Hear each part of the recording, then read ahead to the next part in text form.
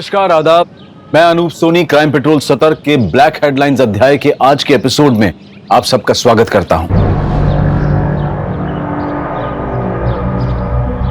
पता नहीं ऊपर वाले ने किस मिट्टी से बनाया मुझे। लड़की देखते ही आउट ऑफ कंट्रोल हो जाता है। अजीब सा फितूर चढ़ने लगता है तन बदन में।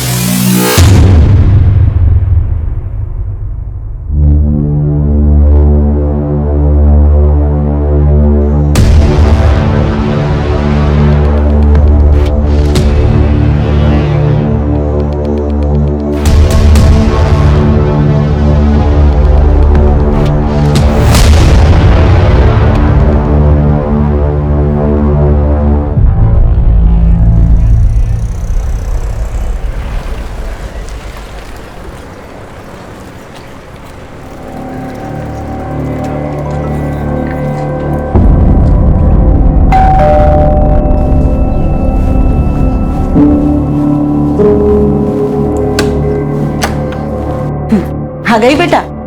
अच्छा जल्दी से फ्रेश हो जा, मैं तेरे लिए खाना लगाती हूँ। नहीं मम्मा, अभी भूख नहीं है।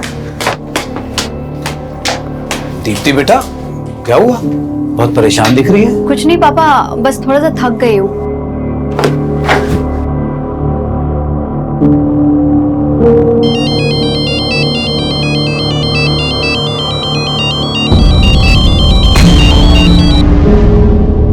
हेलो हेलो, अरे तुम कुछ बोल क्यों नहीं रहे हो? देखो, तुम जो कोई भी हो ना, ये हरकतें करना बंद कर दो, वरना बिल्कुल अच्छा नहीं होगा।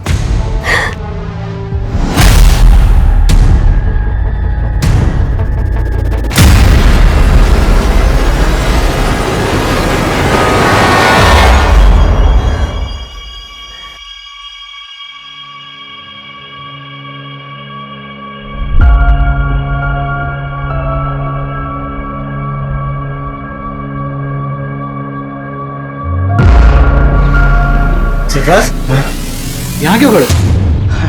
अरे कुछ नहीं भाईजान, बस देख रहा था हमारी बीवियां कितना काम करती है, कैसे मशरूफ रहती है काम में। और तुम कहाँ मशरूफ थे? दिन भर से दिखाई नहीं दिए। देखा भाईजान, आपकी बहन एक बार मुझे देख ना लेना तो दिन नहीं कटता इनका। क्यों मिस कर रहे थे हमें? कमाल की जोड़ी है तुम दोनों की। एक साथ होते हो ना तो रौनक आ जाती है। अरे कहाँ भाभी जान, दूर के ढोल सुहाने होते हैं, वरना किस्मत तो अरबाज भाई की अच्छी है जो आप उनके गले का हार बनी। हमारी किस्मत में तो कांटे लगे हैं बस। अच्छा, बहुत चुपती हूँ ना मैं, भी बताती हूँ। आयशा ये क्या कर रही हो? बहुत चुपती हूँ ना मैं। रुको रुको, अरे आयशा आयशा ये क्या कर रही तुम? आयशा एक बाहर निकल। बच्चों की तरह। सॉरी भाभी, देखा तेरी मस्ती में भाभी के कपड़े खराब हो गए। तुम्हारे अरे कोई बात नहीं, मैं चेंज करके आती हूँ।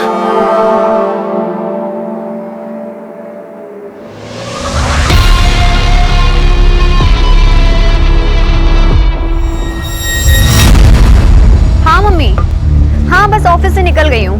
ध्यान से आना। मम्मी आप ज्यादा टेंशन मत लीजिए। अच्छा मम्मी एक बात बताना, वो राजन मेरा लैपटॉप रिपेयर करके दे गया? नहीं, तेरा लैपटॉप तो नहीं आया। अरे कितना बड़ा झूठा है, मुझसे तो कह रहा था दोपहर तक रिपेयर करके घर पहुंचा दूंगा। चलो मैं जाके देखती हूँ।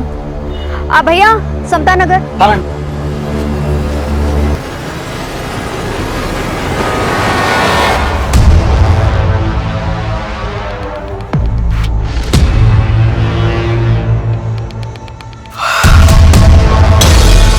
सरफराज, इतनी रात में क्या कर रहा है?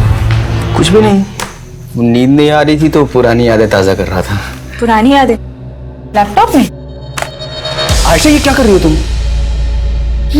मैं शादी की वीडियो देख रहा था यार अपनी।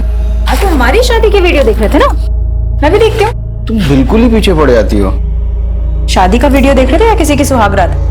कुछ भी। हाँ अच्छा, ये सब बोल के मूड बनाया जा रहा है ना, फैमिली प्लानिंग है ना।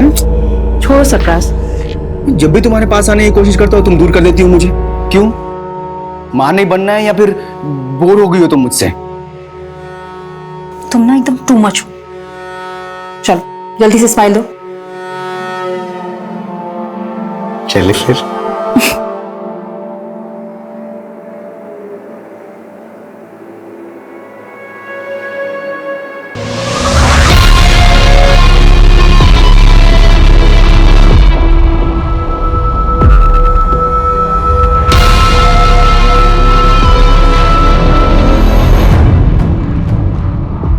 कहते हैं कि इंसान अपने तौर तरीके बदल सकता है, लेकिन फितरत बदलना बहुत मुश्किल काम है। और अगर फितरत बुरी हो तो उसके फितूर और भी खौफनाक होते हैं। और ऐसे फितूर में जीने वाले कभी पीछे मुड़कर नहीं देखते, जबकि आगे सिर्फ तबाही होती है। और ऐसी ही तबाही सरफराज का भी इंतजार कर रही थी।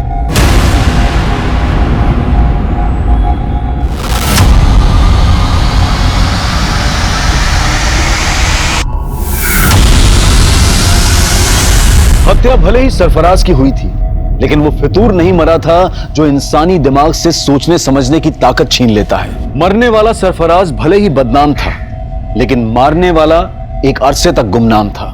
ये एक ऐसा मर्डर केस था जिसको हेडलाइन तब मिली जब एक और इंसानी फितूर गुनाह के पांव पसार रहा था।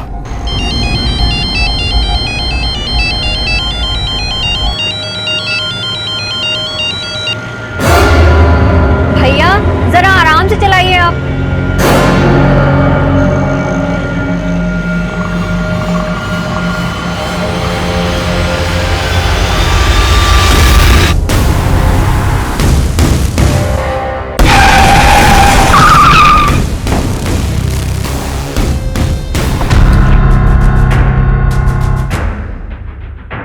कुछ पता चला दीप्ति का? नहीं, वो राजन की दुकान पर अपना लैपटॉप लेने नहीं पहुंची और उसके ऑफिस वालों से भी कुछ पता नहीं चल रहा।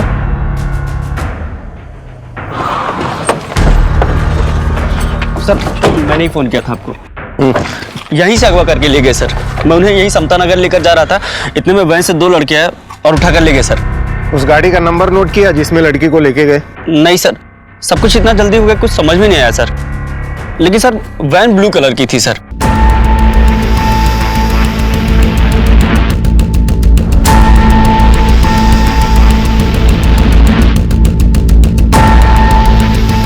दीप्ति किडनैपिंग केस देखते ही देखते इतना बड़ा बन गया था कि केस तुरंत क्राइम ब्रांच को सौंप दिया गया।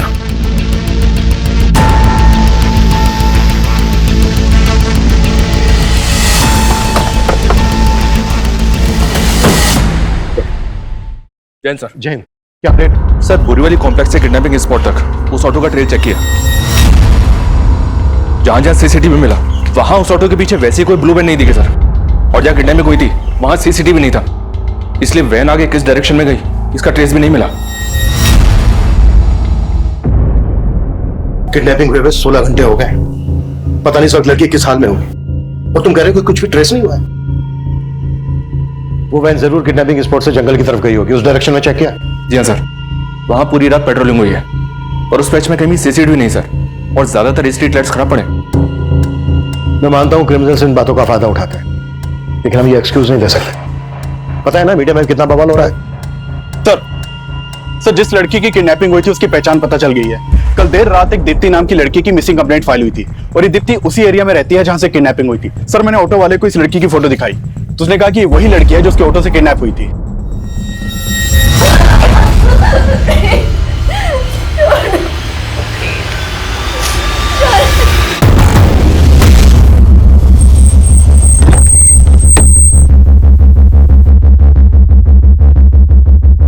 अरे लेकिन कुछ तो पता कीजिए, 2 दिन हो गए उससे गायब हुए हुए। अब मैं आपको कॉल करता हूँ थोड़ी देर में। क्या दीप्ति किडनैप हुई है? आपको किसी तरह की कोई फिरौती का कॉल आया? नहीं सर। किसी पर शक है आपको? सर एक लड़का दीप्ति को काफी दिनों से परेशान कर रहा था। कौन लड़का? पता नहीं सर, लेकिन काफी टाइम से दीप्ति परेशान लग रही थी। कुछ दिन पहले वो फोन पे किसी के साथ झगड़ा कर रही थी, तभी इस बात का पता चला। देखो तुम जो कोई भी हो ना, ये हरकतें करना बंद कर दो वरना बिल्कुल अच्छा नहीं होगा।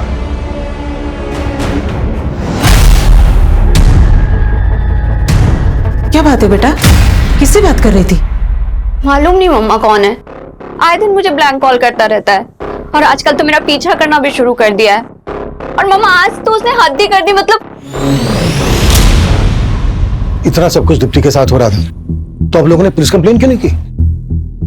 यही गलती हो गई सर, पता नहीं था कि दीप्ति के साथ। प्लीज सर, प्लीज उसका पता कीजिए सर। देखिए हम पूरी कोशिश कर रहे हैं, ये काम है हमारा। आप लोगों ने कल दीप्ति को आखिरी बार कब देखा था? जी कल सुबह जब ऑफिस जा रही थी। कहाँ ऑफिस है दीप्ति का? जी, बोरीवली में एबल कंप्यूटर्स नाम की कंपनी है, वहीं पर सेल्स एग्जीक्यूटिव है। ऑफिस से निकलते वक्त उसने अपनी मम्मी को फोन भी किया था। अच्छा मम्मी एक बात बताना, वो राजन मेरा लैपटॉप रिपेयर करके दे गया? नहीं, तेरा लैपटॉप तो नहीं आया। अरे कितना बड़ा झूठा है, मुझसे तो कह रहा था दोपहर तक रिपेयर करके घर पहुंचा दूंगा। चलो मैं जाके देखती हूँ। दीप्ति रात को 9 बजे तक घर ही नहीं पहुंची, फिर उसका फोन भी बंद आने लगा। मैं राजन की दुकान पर गया पूछने के लिए तो वो कहने लगा कि दीप्ति वहां भी नहीं पहुंची। ये राजन की शॉप कहाँ है? हाँ सर, दीप्ति मैडम मेरी पुरानी कस्टमर है, उन्होंने अपना लैपटॉप ठीक करने के लिए मुझे दिया था। राजन भाई, अरे ये लैपटॉप चेक कर लेना, आजकल बहुत हैंग कर रहा है और इसमें वाईफाई का सिग्नल भी नहीं शो करता है। अरे मैडम 2 मिनट में चेक करके बताता हूँ प्रॉब्लम क्या है। आप बैठो ना, बैठो इधर। मैडम के लिए कोल्ड ड्रिंक लेके आ जल्दी। नहीं राजन भाई, मुझे ना बहुत लेट हो रहा है, आप इसको सही करा के ना घर पहुंचा देना बस। आप इसे भी रखो और पहुंचा देना आप, ठीक है? अरे मैडम 2 मिनट में देख। कल शाम 7 साढ़े 7 बजे उनका फोन भी आया था मुझे।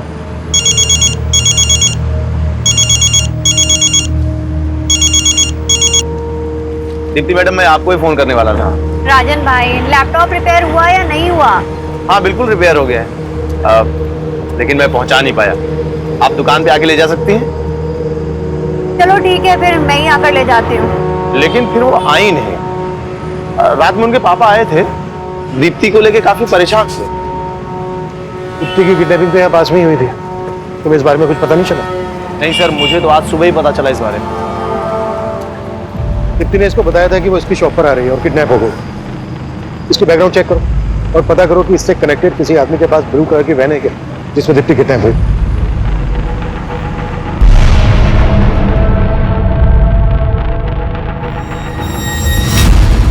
दीप्ति के पेरेंट्स ने बताया था कि कोई लड़का दीप्ति को ब्लैंक कॉल करता है, स्टॉक करता है। दीप्ति के कॉल रिकॉर्ड से स्टडी करो और जहां जहां दीप्ति का आना जाना था वहां सीसीटीवी फुटेज चेक करो। ये लड़का दीप्ति के ऑफिस, गली, मोहल्ले कहीं से भी कनेक्टेड हो सकता है। अरे भाई साहब कमाल करते हैं आप भी। इतना सब कुछ हो गया, आपने बताया भी नहीं कि लड़का दीप्ति को परेशान कर रहा था। अब इतने गैर और इतने पराये हो गए हैं हम। बस जय, अभी ये सब बात करने की हालत में नहीं है हम लोग। अरे भाई साहब हम समझ सकते हैं, लेकिन हम ऐसे हाथ में हाथ रख के नहीं बैठ सकते। भाई साहब कुछ तो बताइए आप, ताकि हम जाके दीप्ति के बारे में कुछ तो मालूम करें, उसे ढूंढे जाके कम से कम।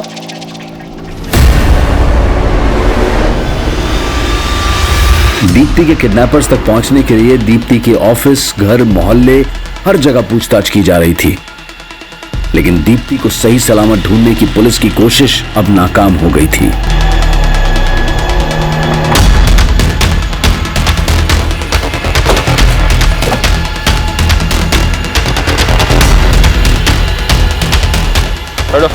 हालत देखकर तो लग रहा है सर इसके साथ रेप भी हुआ है। ये जगह किडनैपिंग लोकेशन से 7-8 किलोमीटर दूर है। आसपास पता करो, शायद किसी से उस ब्लू कलर की वैन के बारे में पता चल जाए जिसमें दीप्ति किडनैप हुई थी। Okay sir.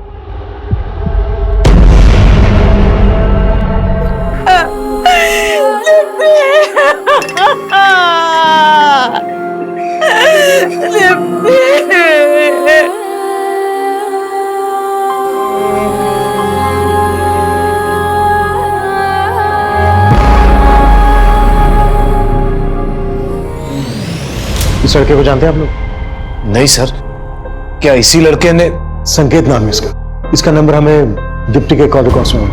इनफैक्ट ये अपने 2 अलग-अलग नंबर से दीप्ति को कॉल करता था। सर एक मिनट, मैंने इस लड़के को ही देखा है।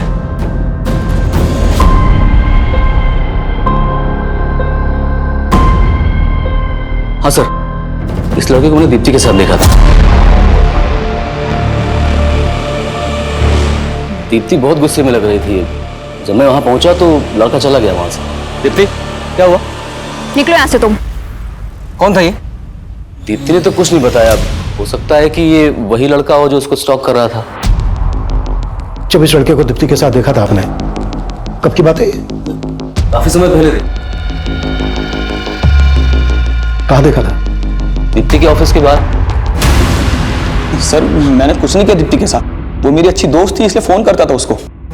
वो भी दो नंबर से स्टॉक करता था उसको, पीछा करता था उसका? नहीं सर, मैं उसको स्टॉक क्यों करूंगा सर, वो मेरी बहुत अच्छी दोस्त थी, बल्कि मैं तो उसके साथ शादी भी करना चाहता था। अच्छा, तो बात यहाँ तक पहुंच गई थी? सर मैं झूठ नहीं बोलूंगा, मैं जिस कंपनी में जॉब करता हूँ उनको दीप्ति की कंपनी कंप्यूटर सप्लाई करती है, इस वजह से हमारी फोन पर बातें होती थी। उसके बाद हम दोनों एक दूसरे को पसंद भी करते थे। ये लो। Thank you. यार दीप्ति, तुम इतनी इंटेलिजेंट हो, MBA भी किया हुआ है तुमने, एक कंपनी में क्यों फंसी हो? तुम्हें तो बहुत अच्छे जॉब ऑफर्स मिल सकते हैं। फंसी नहीं हूँ संकेत, मैं ना बस सही मौके का इंतजार कर रही हूँ। सही मौका मिलते ही मैं सीधा अब्रॉड। सच में? और जॉब के अलावा क्या सोचा है तुमने? मतलब? मुझे नहीं पता कि तुम कैसे रिएक्ट करोगी, but I really like you.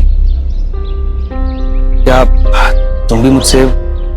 Sir पसंद तो वो भी मुझे करती थी, पर सर दीप्ति शादी करने के लिए तैयार ही नहीं थी। संकेत, मैंने तुम्हें कितनी बार बोला है कि मैं शादी के लिए अभी प्रिपेयर नहीं हूँ। यार दीप्ति, तुम सिर्फ अपने बारे में सोच रही हो, क्या तुम मुझसे प्यार नहीं करती? यार बार बार वही सवाल, मैंने बोल दिया, अब मुझे इस टॉपिक पर कोई बात नहीं करनी है संकेत। सर उसके बाद तो उसने मेरा फोन उठाना ही बंद कर दिया, इसलिए मैंने दूसरा नंबर लिया था और उसको कॉल करता था मैं। हेलो, अरे तुम कुछ बोल क्यों नहीं रहे हो? सर एक दो बार उसने फोन उठाया, लेकिन मैं बात करने की हिम्मत जुटा नहीं पाया, और जब बात करने की कोशिश की तो और ज्यादा नाराज हो गई थी। हेलो हेलो दीप्ति, कैसी हो तुम? तुम मुझे इतने दिनों से ब्लैंक कॉल कर रहे हो? नहीं दीप्ति, मैं तो बस तुम्हें। बस करो, तुम्हारी फितरत ना मैं बहुत अच्छी तरीके से जानती हूँ, और अब मुझे दोबारा फोन मत करना। सर मैं तो बस उसको एक बार मिलना चाहता था, लेकिन उसका कोई जवाब ही नहीं आया। और जब तेरी ये समझ में आया कि वो तुझे अवॉइड कर रही है तो ये बात तेरे से बर्दाश्त नहीं हुई, इसलिए तूने दीप्ति को किडनैप किया और उसके बाद उसका रेप किया और मर्डर कर दी। सर क्या बात कर रहे हैं आप? मैं सच बोल रहा हूँ, मैंने उसके साथ कुछ भी नहीं किया, मैं कसम खाता हूँ। जब तुमने उस लड़के को दीप्ति से झगड़ते हुए देखा तब मुझे क्यों नहीं बताया? उस दिन तो बड़ी बड़ी बातें कर रहे थे, अब मुझसे पूछ रहे हो कि लड़का कौन है? अरे भाई साहब, अगर तब बता देते ना तो बड़ी मुसीबत हो जाती। अच्छा ठीक है, आज बता रहे हैं तो क्या आप सुन रहे हैं? क्या कहना क्या चाहते हो तुम? भाई साहब कहना ये चाह रहे हैं कि आप दीप्ति को अच्छी तरह से जानते थे, वो कैसी थी। अगर तब बोलते ना तो कहते कि मेरी लाइफ में ताक झांक कर रहे हो। देख लिया ना आपने, आप लोगों से कितना छुपाती थी वो। खबरदार जो मेरी बेटी के बारे में कुछ बोला तो वो अब नहीं रही है। और नहीं भाभी जी, मेरे कहने का मतलब ऐसा नहीं था। तुम्हारा सब मतलब समझती हूँ मैं। मुझे ये बता कि तुम दीप्ति के ऑफिस के पास क्या करने गए थे? सर दीप्ति की पोस्टमार्टम रिपोर्ट के मुताबिक पहले दीप्ति को ड्रग्स देकर बेहोश किया गया, फिर उसका रेप किया गया। ये तो दीप्ति की लाश देखकर लग ही रहा था। Cause of death suffocation. लेकिन सर किलर यहीं तक नहीं रुका। ये कोई विकृत मानसिकता वाला ही कर सकता है। संकेत ने कुछ बोला? नहीं सर, लेकिन हाँ सर, किलर ने दीप्ति की बॉडी से अपना DNA भी वाइप आउट कर दिया। दीप्ति को 2 लोगों ने किडनैप किया था। अगर संकेत दीप्ति की किडनैपिंग में शामिल है तो उसका कोई दूसरा साथी भी होगा। एक काम करो, संकेत को जाने दो और नजर रखो इस पर, और पता करो कि संकेत से कनेक्टेड किसी भी आदमी के पास ब्लू कलर की वैन है क्या। और सर इसके अलावा राजन के बारे में एक बात पता चली है। राजन पे तकरीबन 1 साल पहले एक लड़की ने मोलेस्टेशन का चार्ज लगाया था। केस स्ट्रॉन्ग नहीं था इसलिए छूट गया। इसे देखकर ही लग रहा था कि आदमी ठीक नहीं है। लेकिन सर फिलहाल इसके बैकग्राउंड में ऐसा कोई नहीं मिला है जिसके पास कोई ब्लू कलर की वैन हो। 1 मिनट। अभिषेक बोलो। सर राजन के बारे में पूछताछ की तो राजन का एक हेल्पर गिरीश सामने आया है, तो उसके पास राजन का एक लैपटॉप भी है। सर ये राजन भाई का लैपटॉप है जिसमें राजन भाई ने वो लड़कियों की गंदी गंदी तस्वीर रखी है साहब।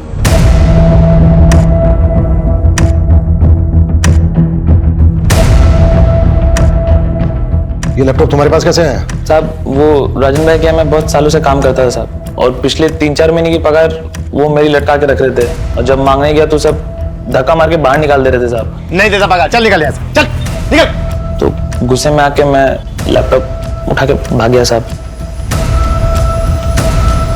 ये लैपटॉप में जो लड़कियां हैं कौन है ये? सर वो मालूम नहीं सर मुझे। राजन का दीप्ति को लेकर कैसा बिहेवियर था? साहब राजन भाई तो थोड़े अयास हैं साहब, मैंने साहब को बताया था साहब, और दीप्ति मैडम को लेके उनकी नजर कुछ ठीक नहीं थी साहब। ठीक है, जाओ तुम। Thank you sir, thank you. Deepti के साथ जिस तरह से रेप किया गया उससे तो यही लगता है कि ऐसी मानसिकता वाला आदमी ऐसा कर सकता है। चेक करो, हो सकता है इसमें दीप्ति के भी फोटोग्राफ्स हो, और राजन को लेके आओ। सर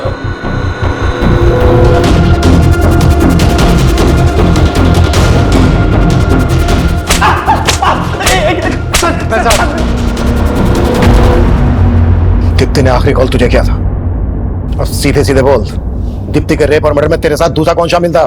सर मैंने कुछ नहीं किया है, आपको जरूर कोई गलतफहमी हो रही होगी। तेरे लैपटॉप में जो न्यूड पिक्चर्स हैं किन लड़कियों की हैं? मेरे लैपटॉप में? मेरा कौन सा लैपटॉप? अरे वही लैपटॉप जो गिरीश तेरी दुकान से लेके भागा था।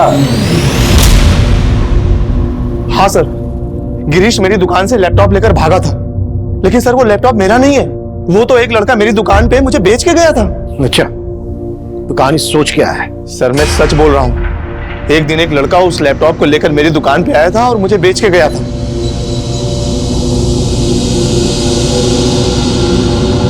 ₹2000 मिलेंगे इसके?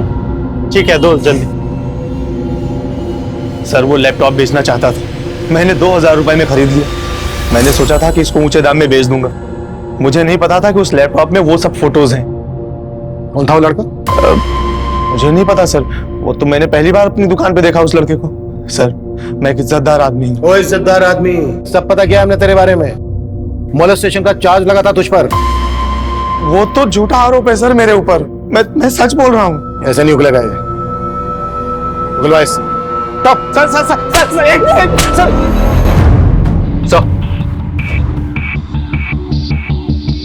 सर मैंने लैपटॉप चेक किया, पर इसमें दीप्ति की कोई फोटो नहीं मिली। हो सकता है दीप्ति की फोटोग्राफ इसे डिलीट कर दी गई है।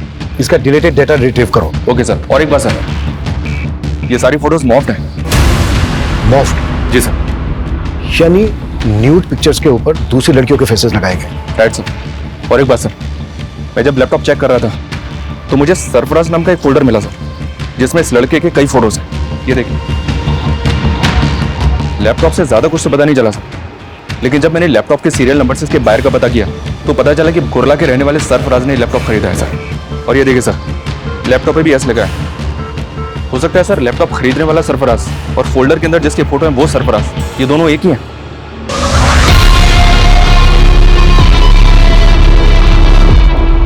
पॉसिबल है। अभिषेक, कोला पुलिस से कांटेक्ट करो और सरफराज को लेकर आओ। सर। आयशा चलो घर में गरम चाय। सूरी,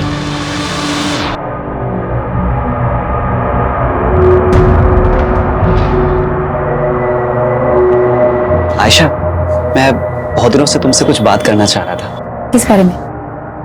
माना कि तुम्हारी डिलीवरी में काफी कॉम्प्लिकेशंस थी, लेकिन अब तुम फिट हो और जूही भी 1 साल की हो गई है। आयशा, तुम वही बिजनेस फिर से शुरू क्यों नहीं कर देती जो तुम जुबैदा भाभी के साथ करती थी? नहीं वसीम, अब हालात बहुत बदल गए हैं। मुझे नहीं लगता कि जुबैदा भाभी दोबारा वो काम शुरू करना चाहेंगी। तो तुम क्यों शुरू नहीं कर देती? क्यों? मेरा और जूही का खर्च चलाना मुश्किल हो रहा है क्या? आयशा, मैंने तुम्हारी हर मुश्किल को आसान किया है और तुम मेरे लिए मुश्किल नहीं बन सकती। और जूही, उसका नाम नहीं लिया तुमने। क्यों? वो सरफराज का खून है इसलिए?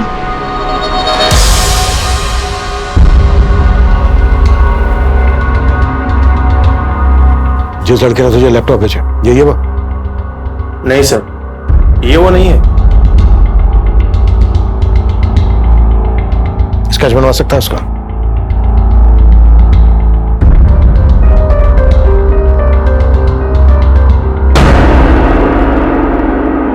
हाँ, वो लड़का कुछ कुछ ऐसा ही दिखता था। ₹2000 मिलेंगे इसके? ठीक है, दो। दीप्ति का जहां जहां आना जाना था वहां की मैंने सीसीटीवी फुटेज चेक करने के लिए बोला था। क्या अपडेट है उसका? सर हमने दीप्ति के फोन के लोकेशन के हिसाब से ऐसे कई एरियाज की फुटेज निकलवाई है, लेकिन सर फुटेज काफी ज्यादा है। फुटेज ज्यादा है तो ज्यादा आदमी लगाओ चेक करने के लिए। फुटेज में जहां जहां दीप्ति स्पॉट हुई है वहां पर उसको स्टॉक करने वाला भी हो सकता है, और वो संकेत, राजन, सरफराज कोई भी हो सकता है, या फिर ये स्केच वाला भी हो सकता है, जिसका पता लगाना है। जी सर। दीप्ति की हत्या हुए अब 10 दिन बीत चुके थे, लेकिन दीप्ति के हत्यारे की तलाश में अब पुलिस को सरफराज से जुड़े ऐसे राज पता चलने वाले थे जो इस केस को और भी उलझा देने वाले थे। सर मैंने कुर्ला पुलिस से कांटेक्ट किया तो मालूम चला कि सरफराज पिछले 1.5 साल से लापता है। लापता है?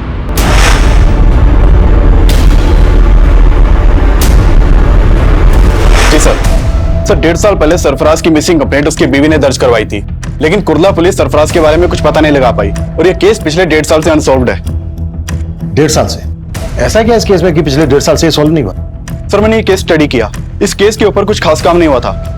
बस इस विलास नाम के आदमी के ऊपर शक जताया गया था क्योंकि इसने सरफराज को आखिरी कॉल किया था, लेकिन सर इसके खिलाफ बाद में कुछ मिला नहीं तो इसे छोड़ना पड़ा।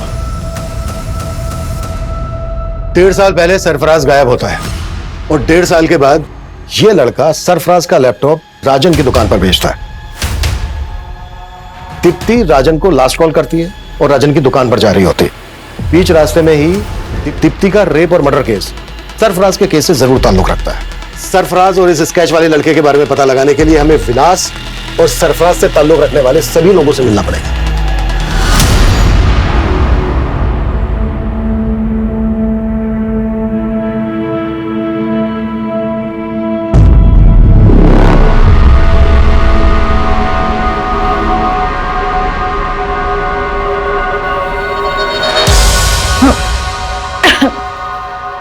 क्या हुआ ऐशा?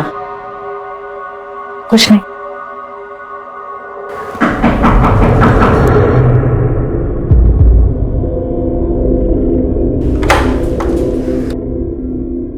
जी आयशा। जी हाँ। मैं inspector Abhimanyu Jindal, crime branch. हमें आपके पति सरफराज के बारे में आपसे कुछ बात करनी है। सरफराज? पूरे 1.5 साल बाद सरफराज के बारे में?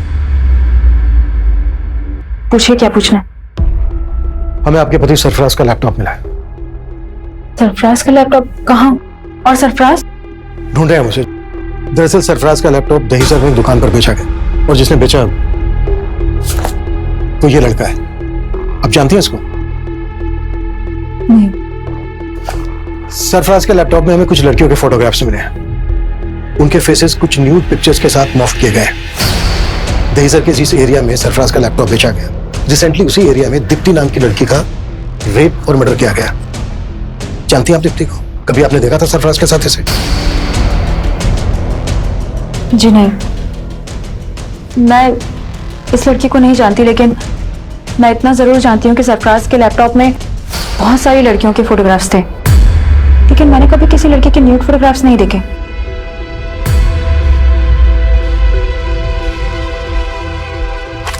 वो यही थी लड़कियां?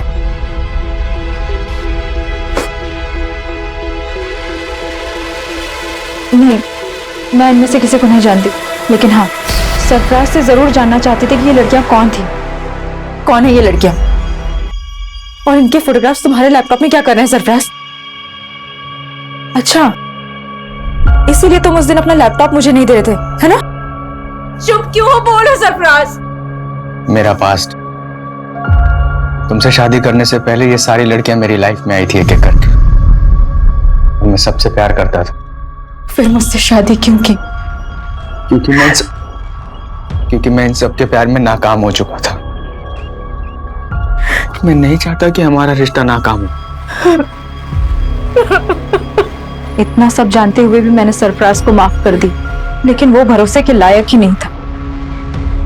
एक दिन वही हमें छोड़कर चला गया। लेकिन सरफराज की मिसिंग कंप्लेंट लिखवाते वक्त ये बातें तो आपने बताई नहीं थी। क्योंकि मुझे उम्मीद थी कि एक दिन वो लौट कर जरूर आएगा। मेरे पेट में उसका बच्चा था, लेकिन ना तो उसे मेरी परवाह थी, न ही अपने बच्चे की। अगर वसीम ना होते, ना तो आज मैं जिंदा होती, ना ही मेरी बच्ची। वसीम? आप ही वसीम है?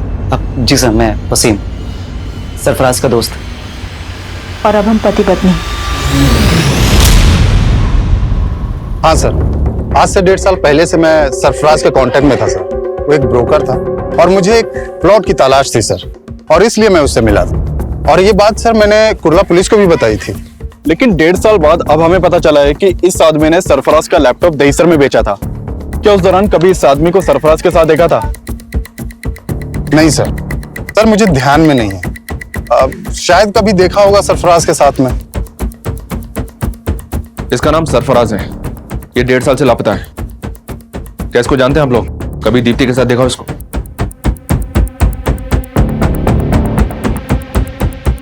और इसको? जी नहीं सर। तो क्या इन दोनों ने? ऐसा शक है हमें। शक करने की वजह तो है। जिस तरह से सरफराज के गायब होते ही आयशा और वसीम ने शादी कर ली, उससे तो यही लगता है कि सरफराज खुद से गायब नहीं हुआ है, बल्कि सरफराज को गायब किया गया है। वैसे भी जिस आदमी के लैपटॉप में इतनी सारी लड़कियों की न्यूड पिक्चर्स वो उन्हें डिलीट किए बिना अपना लैपटॉप क्यों भेजा? इसको ना तो आयशा ने पहचाना और ना ही वसीम ने। कहीं ऐसा तो नहीं है कि ये दोनों इसको जानते हैं लेकिन हमसे सच छुपा रहे हैं? सर, मैंने ये स्केच हर जगह सर्कुलेट करवा दिया। इसके साथ साथ हमारी टीम अब ये भी पता लगा रही है कि सरफराज और दीप्ति से जुड़े किसी भी इंसान के पास वो ब्लू वैन तो नहीं जिसमें दीप्ति को किडनैप किया गया।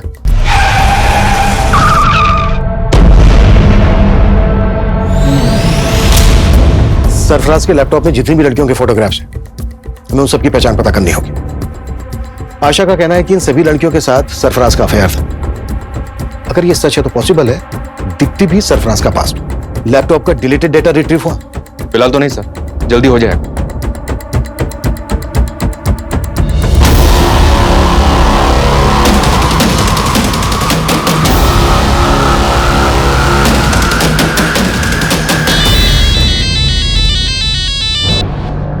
हेलो भाभी जान, कैसी हैं आप? आयशा, तू? लगता है अब तो आपने मेरा नंबर भी डिलीट कर दिया अपने मोबाइल से। अरे नहीं, वो फोन बदल दिया है। बदल तो बहुत कुछ गया है भाभी। जिंदगी हर कदम पे नया मोड़ ले लेती है। आयशा, तू ये क्या कह रही है? मैं कुछ समझी नहीं। मुझे तो लगा था आप खुद ही फोन करके बता देंगे, लेकिन कोई बात नहीं, मैं ही पूछ लेती। पुलिस को क्या बताया आपने मेरे बारे में? पुलिस? आयशा, आयशा ये क्या कह रही है तू? क्यों? पुलिस सरफराज के बारे में पूछताछ करने के लिए आपके पास नहीं आई?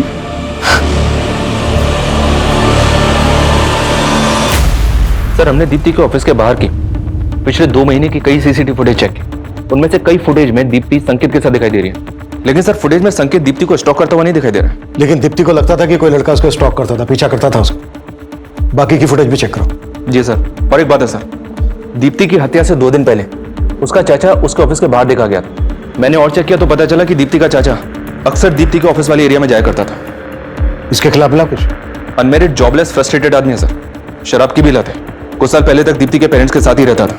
दीप्ति के फादर इसकी आदतों से परेशान थे, इसलिए इसे अलग कर दिया। जयेश घर में अपना हिस्सा मांग रहा था सर, और दीप्ति घर बेचने के खिलाफ थी। हाँ सर, ये बात सही है कि जयेश चाहता था कि मैं घर बेच दूं और उसे उसका हिस्सा दे दूं। लेकिन दीप्ति ये नहीं चाहती थी कि ये घर में क्या। चाचा, आप किस मुंह से अपना हक मांग रहे हैं? दीप्ति, हम दोनों भाइयों के पीछे मुड़ने की जरूरत नहीं है तुझे। क्यों? क्यों ना बोलूं? आप भूल गए जब आपको बिजनेस करना था आपने 10 लाख रुपए का लोन लिया था और आपका बिजनेस तो ठप हो गया। उसकी किस्तें किसने चुकाई? मैंने और पापा ने। तू हद से ज्यादा नहीं बोल रही है? हा? क्यों? आप भी हद में कहाँ रहते हैं? काम आपको आता नहीं है और नशा आपसे छूटता नहीं है। अपने हद में रह जयेश, वो जो बोल रही है वो सही बोल रही है। तो आपको कभी लगा नहीं कि जयेश ऐसा कुछ? सर, माना कि जयेश से हमारी बनती नहीं है, लेकिन वो ऐसा नहीं कर सकता। ये ऐसा समझ सकते हैं सर, लेकिन मुझे किसी पे भरोसा नहीं। मेरी बेटी को किसी दुश्मन से कम नहीं समझता था वो। साहब, मुझे मालूम था भाभी जी मुझे बख्शेंगे नहीं, लेकिन मैं इतना गया गुजरा नहीं हूं कि अपनी भतीजी के साथ ये सब। तो फिर उसके ऑफिस के पास क्यों मंडराता था? दीप्ति की हत्या से 2 दिन पहले भी तू वहां देखा गया, क्यों गया था? मैं तो बस उससे मिलके बताना चाह रहा था कि मुझे मेरा हिस्सा मिल जाए और रास्ते में ना आए। काम नहीं है साहब, पैसा नहीं है। काम नहीं है, पैसा नहीं, लेकिन तेरा दोस्त उमेश तो तुझे पैसे दे रहा था ना, कर्जा दे रहा था ना तुझे, और रोज पे रोज तुझे दारू भी पिला रहा था। कहीं ऐसा तो नहीं है कि उसको खुश करने के लिए तूने? नहीं साहब, पैसा कुछ नहीं है साहब, मैं सच कह रहा हूँ। जो भी है वो तो तेरा दोस्त गल देगा, और तू भी।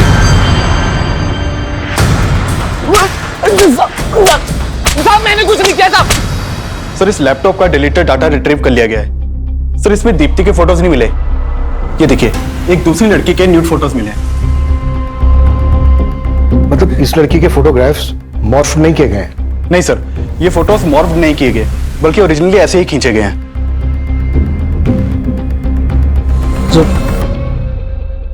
जुबैदा,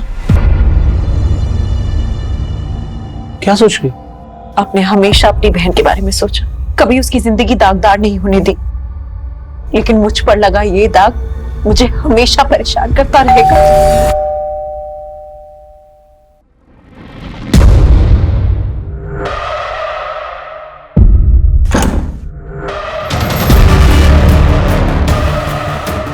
एक दूसरी लड़की के न्यूड फोटोज मिले हैं।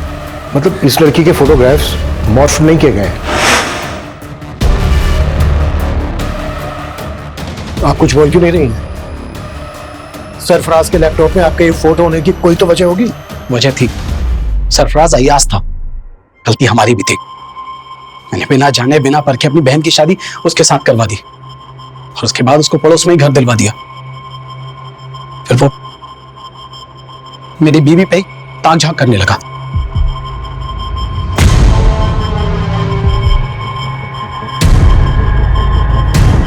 मुझे कभी भी उसकी नीयत पर शक नहीं हुआ। मैं और आयशा तो मिलकर एक साथ अच्छे से काम कर रहे थे, काम बढ़ भी रहा था, लेकिन फिर अचानक मुझे माइग्रेन का प्रॉब्लम हो गया। आयशा, मैं नहीं चाहता कि इस काम से जुबैदा को और ज्यादा तकलीफ हो। डॉक्टर ने 2 महीने का हैवी कोर्स दिया है। देखो, इस दवा को खाने से इसको ज्यादा नींद आएगी। तुम बात को समझो। ऐसा करो कि कुछ दिन के लिए काम बंद कर दो। मेरी तबीयत की वजह से हमें कुछ टाइम के लिए हमारा काम बंद करना पड़ा, और एक दिन मैं दवा लेके बस आराम कर रही थी तो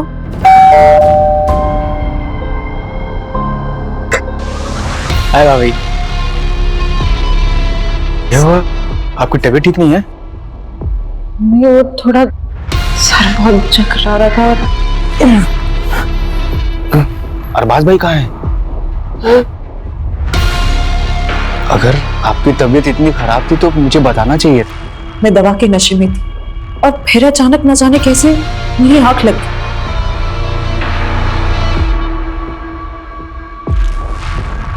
और फिर उसने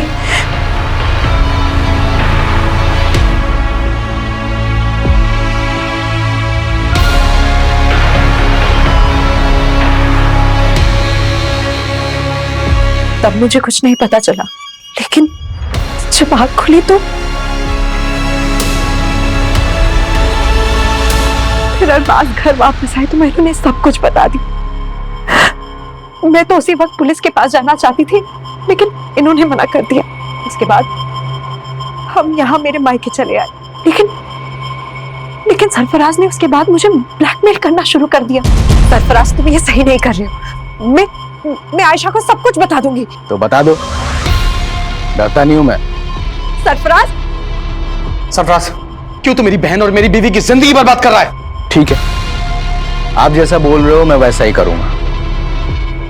बस एक रात के लिए जुबैदा को मेरे साथ छोड़ दो। चिल्ला मत। अगर मेरी बात नहीं मानी तो जुबैदा की फोटो इंटरनेट पे अपलोड कर दूंगा। सर, उसने नाक में दम कर दिया था, इसीलिए तुमने उसे अपने रास्ते से हटा दिया? नहीं, इसकी मदद से? नहीं सर, हम इसे नहीं जानते सर। जुबैदा और अरबाज सस्पेक्ट नजर आ रहे थे, लेकिन सरफराज के साथ क्या हुआ होगा इसको लेकर पुलिस नतीजे तक नहीं पहुंच पा रही थी और उन्हें उस आदमी की तलाश थी जिसने सरफराज का लैपटॉप राजन को बेचा था। वहीं जुबैदा के अलावा सरफराज के लैपटॉप में कई लड़कियों के आपत्तिजनक फोटो थे और पुलिस एक एक करके हर लड़की को आइडेंटिफाई कर रही थी, लेकिन उनमें से ज्यादातर लड़कियों का कहना था कि वो सरफराज को ठीक से जानती तक नहीं थी। पुलिस के मन में बार बार ये सवाल उठ रहा था कि 1.5 साल पुराना वो केस। सर, हमने इस फुटेज को क्लोजली एग्जामिन किया तो ये देखा, 1-2 जगह और ये दीप्ति के पीछे जाता हुआ देखा। शर्मा, पता करो इसके साथ दूसरा और कौन था। जी सर। सर, मैंने कुछ नहीं किया था। सर, मैंने क्या किया सर? सर, पता चल गया हमें, तू ही दीप्ति को स्टॉक करता था, पीछा करता था उसका। और हमने तेरे उस मैकेनिक दोस्त नरेश के बारे में भी पता लगा लिया, जिसके गैरेज की ब्लू कलर की वैन में तुम दोनों ने मिलकर दीप्ति को किडनैप किया। तेरे उस मैकेनिक दोस्त ने सब कुछ उगल दिया है। बेहतर यही होगा कि तू भी उगल दे। सब राजन भाई नहीं है क्या? राजन भाई तो बाहर है। अच्छा, मेरा हार्ड ड्राइव ठीक हो गया? हाँ, वो हो गया ठीक मैडम। दो अच्छी लगती हुई दिखती मुझे। दिन रात उसका चेहरा मेरे मन में घूमता रहता था, छूना चाहता था मैं उसको। पागल हो गया था मैं, पागल।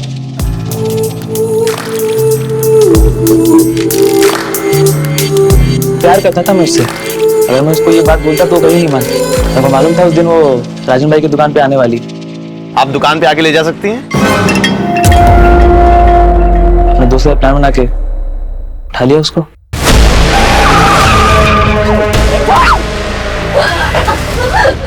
जाने दो मुझे। नहीं, डरो मत, डरो मत। दीप्ति, मैं हूं। प्यार करता हूँ दीप्ति तुमसे। शादी कर लो मुझसे। मरते तब तक तू उसका रेप करता रहा और मरने के बाद भी बोलता है प्यार करता था। कुत्ता साले, और इतना कुत्तों की इसकी चीखें पुलिस स्टेशन के 1 किलोमीटर दूर तक सुनाई देनी चाहिए। दीप्ति एक ऐसे गुनाह का शिकार हुई थी जिसको लेकर हम आए दिन आक्रोश से भर उठते हैं, पर कुछ कहते नहीं, कुछ करते नहीं।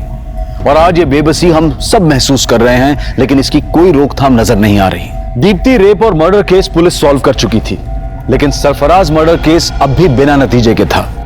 पुलिस अब भी सरफराज को मिसिंग मानकर ढूंढ रही थी, जो कि जुबैदा और कई और लड़कियों का गुनहगार नजर आ रहा था। सर, ये स्केच इस शाद नाम के लड़के का है। ये साइन में एक फैक्ट्री में काम करता है और सर 1 महीने से गायब। और सर ये भी पता चला है कि ये शाद इस विलास के टच में भी था। जब 1.5 साल पहले सरफराज गायब हुआ था तो उसे आखिरी कॉल इसी ने किया था।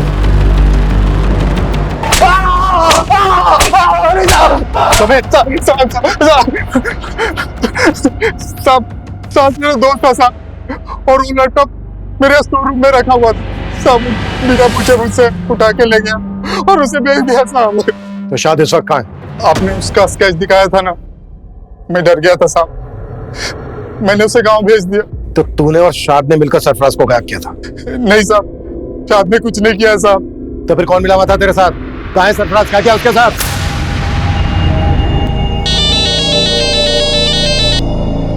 हेलो विलास भाव, अरे बताओ क्या खिदमत करूं आपकी? अरे बहुत इंतजार कराया आपने। सरफराज ने जब मेरी बेटी जुबैदा के वो गंदी फोटो खींचे, तब वो मेरे दामाद के साथ मेरे घर सूरत आ गए। मेरी बेटी की तरह मैं भी चाहता था कि हम पुलिस के पास जाए, मगर मेरा दामाद नहीं माना। अगर हम पुलिस के पास गए तो हमारी बहन की जिंदगी बर्बाद हो जाए। अरे कैसे बातें कर रहे हैं आप? बात समझिए। अब अगर पुलिस के सामने अगर ये बात आई तो हमारी बड़ी बदनामी होगी। अभी पुलिस नहीं। मैं फिर भी खून के घूंट पी के रह गया, लेकिन जब उसने मेरी बेटी की फोटो इंटरनेट पे डालने की धमकी देनी शुरू की, तब मैं खुद गया उसे समझाने, उसकी मिन्नतें करने। खुदा से डर बेटा, वो फोटो डिलीट कर दे। अपनी बेटी दे दे, सिर्फ 1 रात के लिए। आज तू ये सही नहीं कर रहा है, समझा? चले, क्या जो करना कर ले। विलास को तो मैं काफी दिनों से जानता था। बहुत सारा कर्जा लेकर रखा था उसने मुझसे। और तुमने उसको बोला कि अगर वो तुम्हारा साथ देगा तो तुम उसका सारा कर्जा माफ कर दोगे। मैंने जो भी किया अपनी बेटी के आबरू बचाने के लिए किया, और मुझे उसका जरा भी अफसोस नहीं है। जुबैदा के पिता यूसुफ ने कहा कि उसे अपने किए का कोई पछतावा नहीं है। और हमारे समाज और हमारे आसपास शायद ऐसे कई लोग होंगे जो शायद ये सोचते होंगे कि सिर्फ सरफराज ही क्यों, अगर दीप्ति के गुनहगार गिरीश का भी सरफराज जैसा ही अंजाम होता तो शायद गलत नहीं होता। हाल ही में हमारे देश में ऐसा बहुत कुछ हुआ जहां महिलाओं के साथ गलत करने वालों को सूली या गोली, किसी भी तरह से इंसाफ दिलाने की मांग उठ रही थी। लेकिन इंसाफ के मामलों में जज्बात और फितूर से नहीं, बल्कि कानूनी प्रक्रिया से ही फैसलों तक पहुंचना चाहिए। अगर जुबैदा का पति अरबाज पहले से ही पुलिस की मदद लेने का फैसला कर लेता तो जुबैदा के पिता की बेबसी का फितूर उन्हें आज कटघरे में लाकर खड़ा नहीं करता।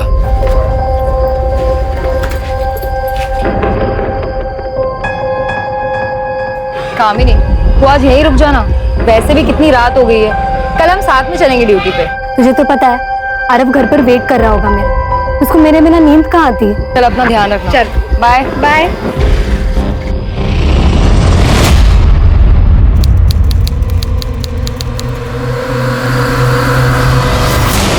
मैं पुलिस वाली हूँ, अगर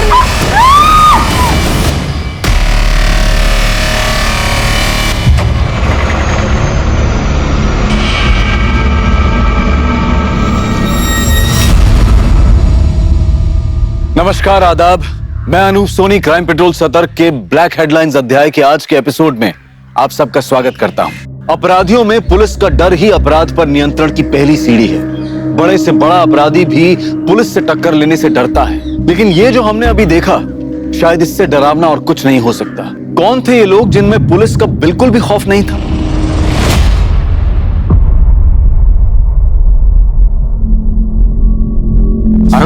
इकड़े बस, मैं आई को देख के आता हूँ। बाबा आई ड्यूटी पर ही है ना?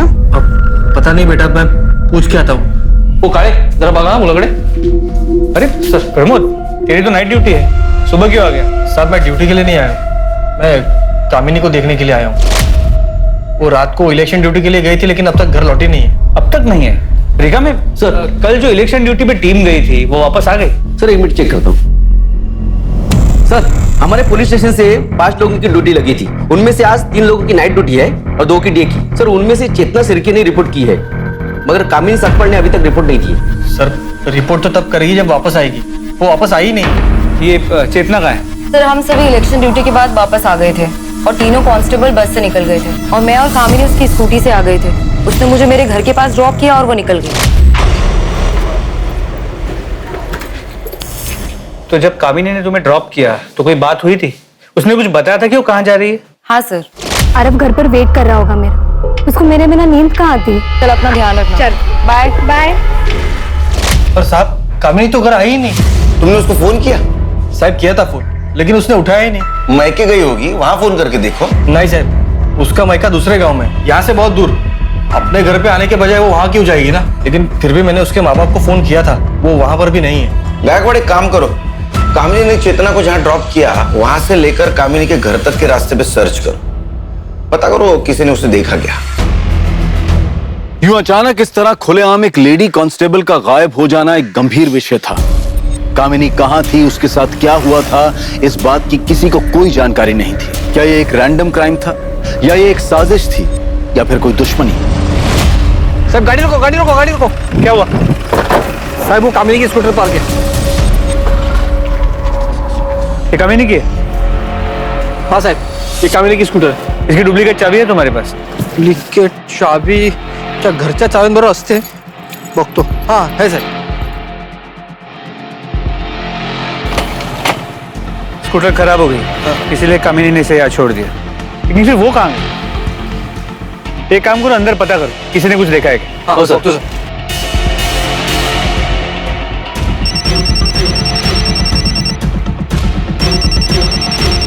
हाँ बोलो गायकवाड़। सर कामिनी की स्कूटी यहाँ हाईवे के पास मिली है, खराब हो गई, लेकिन ये समझ में नहीं आ रहा कामिनी कहाँ गई। एक काम करो गायकवाड़, कामिनी का फोन सर्वेलेंस पे डाल दो।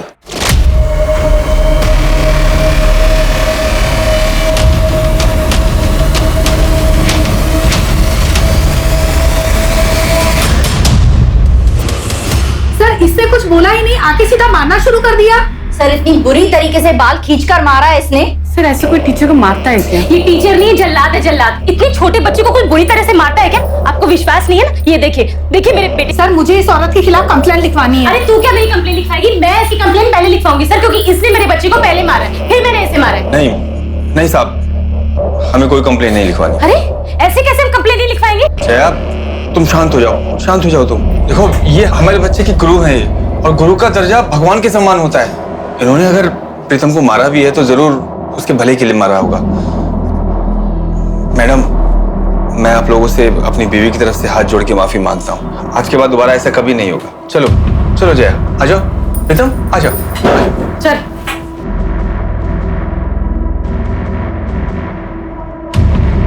सर मुझे इस औरत के खिलाफ कंप्लेंट लिखवानी है, चाहे कुछ भी हो जाए।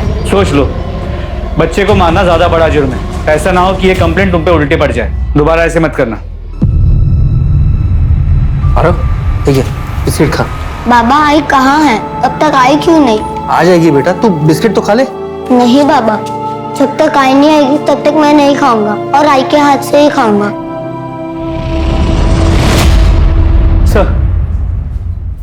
सर कामिनी का फोन अभी स्विच ऑफ है, लेकिन अभी 1 घंटे पहले तो उसका फोन ऑन था, हाईवे पे मूव कर रहा था। सर हाईवे पेट्रोलिंग पुलिस का फोन आया था। हाईवे के बाजू में सर्विस रोड है, वहां पर एक औरत की डेड बॉडी मिली। अरे कहां से करते हो? खाना बिस्किट।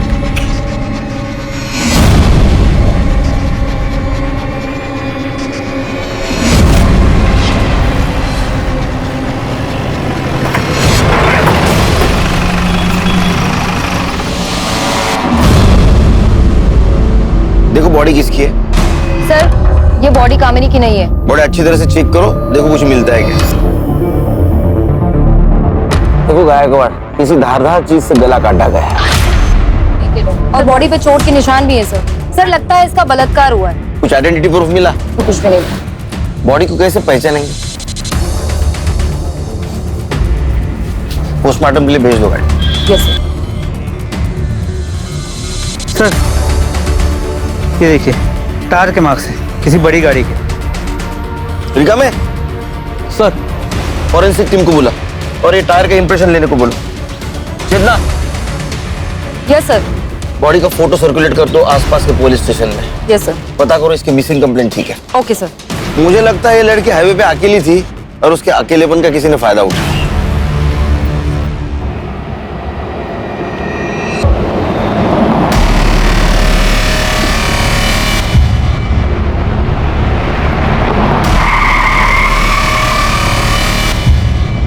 कहाँ जाना है आपको? चलो हम छोड़ देते हैं, हम इसी तरफ जा रहे हैं। नहीं, मैं बस से चली जाऊंगी। अरे बस से तो तभी जाओगी जब यहाँ कोई बस रुकेगी। यहाँ कोई बस स्टॉप नहीं है, आ जाओ हम छोड़ देते हैं। अरे डरो मत, हम अकेला नहीं है, हमारे साथ में हमारी भाभी भी है।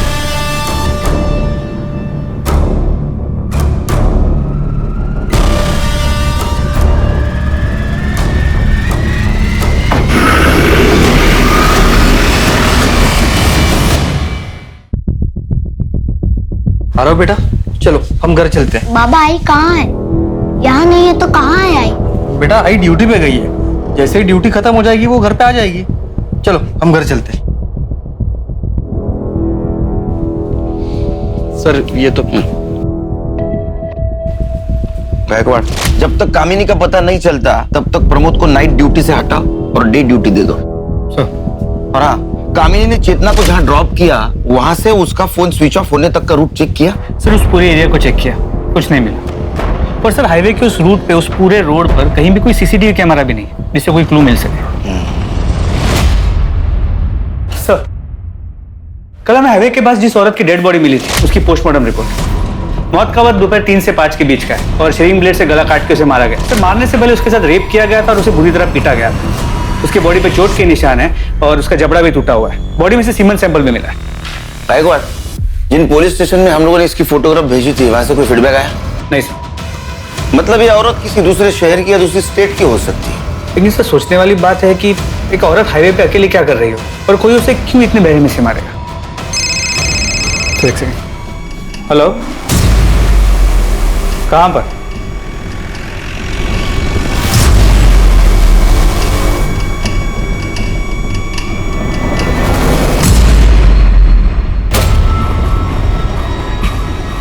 अरे प्रमोद, घबराओ मत, कामिनी नहीं है। सर क्या लगता है? Same type of murder.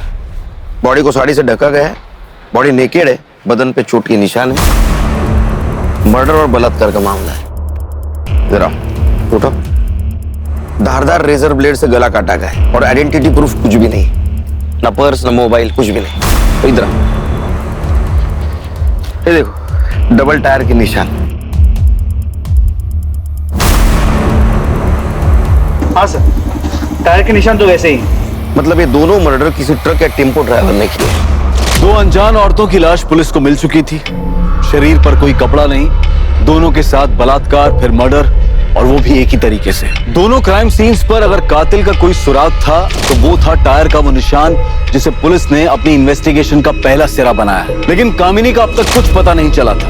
Media को भी इन केसेस की जानकारी लग चुकी थी और ये खबर टीवी चैनल्स पर दिन रात चल रही थी। मीडिया पुलिस से जवाब मांग रही थी और पुलिस के पास सिर्फ एक प्राइम सस्पेक्ट था, वो अनजान ट्रक ड्राइवर।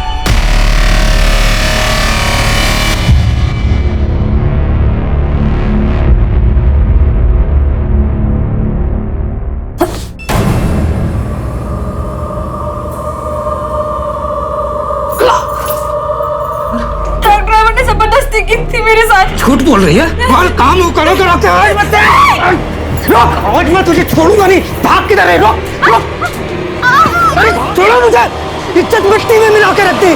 तो जिन 2 औरतों की बॉडी हमें मिली थी उनकी डिटेल्स आसपास के सभी पुलिस स्टेशन में भेजी थी, लेकिन कहीं से भी कोई इन्फॉर्मेशन नहीं मिली जिससे उनकी पहचान हो सके। कमाल लगा एक बार। 2 औरतों के साथ रेप होता है, उनका मर्डर होता है और उनको पहचानने वाला कोई नहीं।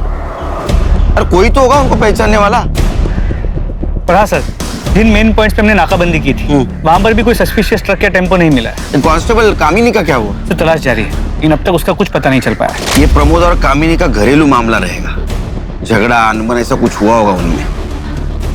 उनकी शादीशुदा जिंदगी के बारे में कुछ जानते हो? नहीं सर, इस बारे में मुझे कुछ नहीं पता। तो पता करो अपने स्टाफ से, इन दोनों में से किसी का अफेयर चल रहा था क्या? और इस बात की भनक प्रमोद को नहीं लगनी चाहिए। सर, पैसों के लिए पता नहीं कहाँ कहाँ मुंह मारती फिर रही है पेट से। क्या हो रहा है सब? मैडम, ये मेरी बीवी किसी और का पाप अपने पेट में लेकर घूम रही है, और जब मैंने इसे पकड़ लिया तो कह रही है कि किसी ट्रक वाले ने इसके साथ जबरदस्ती की है। फेड़ा बना रही है मुझे।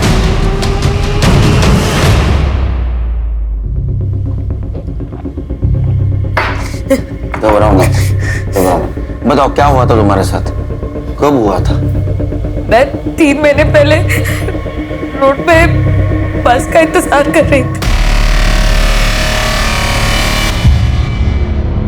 भैया वो मुझे थोड़ा आगे तक छोड़ देंगे? लोगों ने मेरा बहुत दूर तक पीछा किया, लेकिन मैं कैसे भी करके जान बचा के भाग गई। तुम्हारे पति का कहना है कि तुम उससे झूठ बोलती हो। अक्सर तुम 4-5 दिन घर से गायब रहती हो, ऐसा क्यों? साहब, मैं घर काम करके अपना गुजारा करती हूँ। सेठ लोग कभी कभी अपने बच्चे या फिर बूढ़े माँ बाप को छोड़कर बाहर जाते हैं और मुझे देखभाल करने के लिए कहते हैं। उसका अलग से पैसा भी देते हैं मेरे को। मैं अकेले कमाने वाली घर में, तो जहाँ से 2 पैसे मिलते हैं मैं वहाँ पे काम कर लेती हूँ। साहब, वो टेम्पो ट्रक के डिटेल्स बता सकते हो? उसका कलर कैसा था, डिजाइन, उसका नंबर याद है? सब कुछ इतना अचानक हो गया कि मुझे कुछ समझ में नहीं आया, और वो लोग मुझको घसीट कर जंगल में ले गए थे। वहां से ट्रक नहीं दिख रहा था। उन दोनों का हुलिया याद है? हाँ साहब, याद है। स्केच बनवाने में मदद करोगी? हाँ। इसका कहना है कि 3 महीने पहले इसके साथ रेप हुआ था। मतलब 3 महीने से चल रहा है। सर, 3 महीने पहले तक ये लोग औरतों को सिर्फ रेप के लिए टारगेट कर रहे थे, अब मर्डर करने लगे।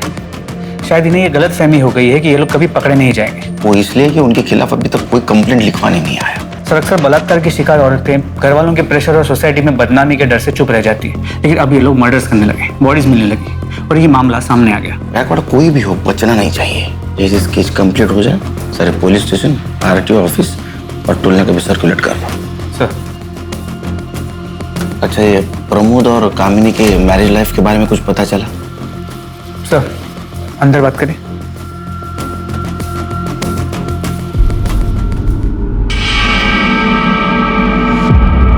सुनने में आया कि प्रमोद का हमारे पुलिस स्टेशन के किसी लेडी कांस्टेबल के साथ अफेयर चल रहा है, लेकिन वो कौन है ये नहीं पता चल पाया है। नजर रखो इस प्रमोद पे, और जिस दिन कामिनी गायब हो गई उस दिन का इसका मोबाइल लोकेशन चेक करो। साहब, मुझे आधे घंटे की छुट्टी मिलेगी, इसको स्कूल छोड़ के आना है। तुम रुको, गायकवाड़ आपल्या कांस्टेबलला पाठवा। आरो बरोबर। चलो बेटा, जा बड़ा। प्रमोद सर, मैंने सुना है तुम शादीशुदा होने के बावजूद भी किसी लड़की के साथ तुम्हारा अफेयर चल रहा है। नहीं साहब, ऐसा कुछ नहीं है। देखो, झूठ बोलने से कुछ फायदा नहीं, पूरे थाने को पता है। हाँ, अगर तुम चाहते हो कि सबके सामने मैं पूछूं तो पूछता हूँ। नहीं साहब, सच में ऐसा कुछ नहीं है साहब। देखो, ये भी पता है कि वो हमारे थाने की कोई कांस्टेबल है। उसका नाम बताओ, नाम बताओ। चेतना शिर्के। मैं मानता हूँ कि मेरा चेतना के साथ अफेयर है, लेकिन मैं अपनी बीवी से बहुत प्यार करता हूँ साहब, और मैं नहीं चाहता कि मेरी शादी और मेरा घर परिवार टूटे। चेतना को भी इससे कोई प्रॉब्लम नहीं है साहब, वो नहीं चाहती कि मेरी शादी मेरा परिवार टूटे। आप ही बताओ साहब, मैं अपनी बीवी के साथ कुछ गलत क्यों कर सकता हूँ? इसका मतलब ये टाइम पास चल रहा है? जी साहब, वो चेतना का पति शादी के 1 महीने में ही उसकी मौत हो गई थी। तब से वो बहुत अकेला महसूस कर रही थी, इसीलिए ये सब। अच्छा, तो ये फिजिकल नीड का मामला है। जा।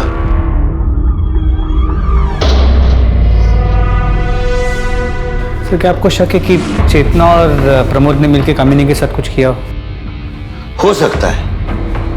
ये भी हो सकता है कि प्रमोद को सबक सिखाने के लिए कामिनी खुद गायब हो गई हो। ये भी हो सकता है कि उस ट्रक ड्राइवर की वो शिकार बनी हो। उसकी स्कूटी हाईवे पे बंद पड़ी, उसका फायदा ट्रक ड्राइवर ने उठाया, उसके साथ रेप किया, उसको मार दिया और उसकी बॉडी ऐसे जगह ठिकाने पहुंचाई जहां हम अभी तक नहीं पहुंच पाए, और उसका मोबाइल स्विच ऑफ करके हाईवे पे फेंक दिया, हमें गुमराह कर दिया। साहब कामिनी का पता चल गया। वो बाजू वाले गांव में एक औरत मिली है पुलिस यूनिफॉर्म में। सरपंच को बोल दिया है कि हमारे पहुंचने तक उस औरत को वहां से जानना। गायकवाड़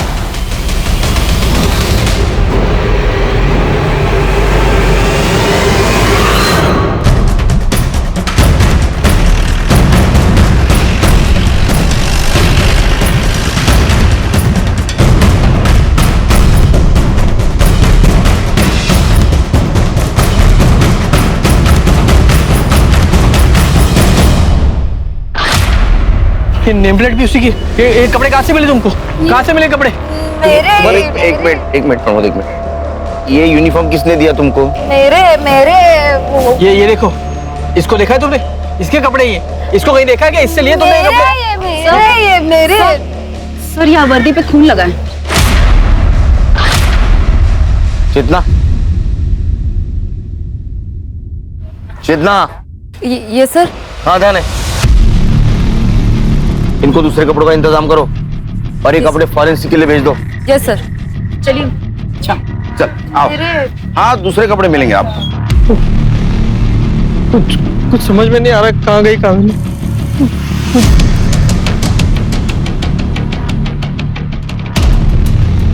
गायकवाड़, इसके यूनिफॉर्म पे कामिनी की नेम प्लेट है और कपड़ों पे खून के दाग। इसका मतलब किडनैपर ने कामिनी के कपड़े उतार के फेंक दिए जो इस औरत को मिले, और उसका मोबाइल हाईवे पे फेंक दिया जो उसका मोबाइल का लास्ट लोकेशन था। मतलब कामिनी के पास कपड़े नहीं है जैसे बाकी औरतों के पास नहीं थे। इसका मतलब कामिनी भी उस ट्रक ड्राइवर की शिकार बनी है। और नम्रता के बयान और स्केच के मुताबिक आदमी एक ने दो है जो एक के बाद एक ऐसे घिनौने जुर्म को अंजाम दे रहे हैं। The police is investigating the case. My paintings have been sold like hot cakes. मैं जितना उसको मुंह नहीं लगना चाहती वो मेरे मुंह नहीं लगती है। मेरे को नहीं बात करने का उससे। क्या काय झाला? क्यों इतना गुस्से में हो? फिर किससे झगड़ा कर लिया? जिसके पड़ोसी इतने कमीने हैं उसको झगड़ा तो होगा ही ना। जब देखो जब दूसरों के काम में टांग अड़ाने के लिए खड़े हो जाते हैं। अरे आप किसने टांग अड़ा दी तुम्हारे काम में? पर कोशिश तो की ना।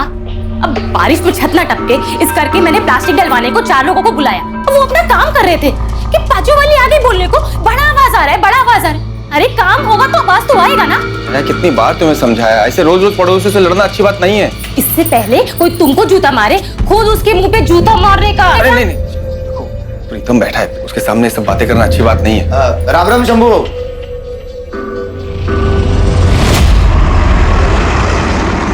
सर, जिन 2 औरतों की बॉडी हमें मिली थी उनकी पहचान अब तक नहीं हो पाई है।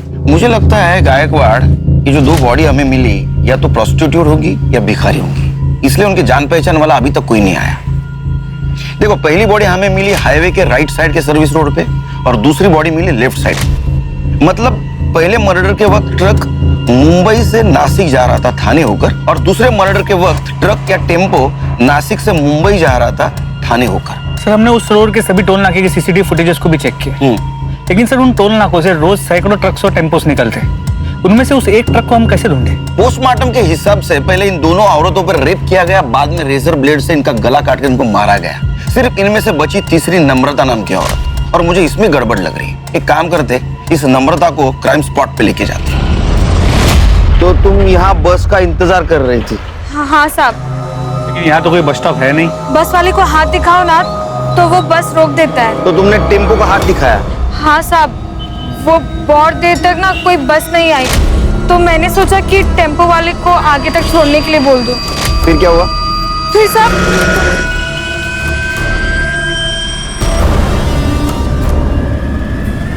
इसी जगह पे? हाँ पक्का ये जगह नहीं भूल सकती साहब, सब कुछ एक जैसा ही दिखता है यहाँ। तुमने जब पत्थर मारा तो खून आया था? हाँ आया ही होगा, मैंने तो जोर से पत्थर मारा था, उसके बाद मैं भाग गई थी तो ध्यान नहीं दिया। पत्थर कहाँ फेंका? पत्थर यहीं कहीं फेंका था। जरा बघा कुठे दगड सापडतो का?